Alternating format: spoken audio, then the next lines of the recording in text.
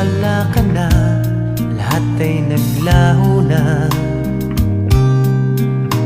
Buhat nang mawalay, nawalan na ng pag-asa.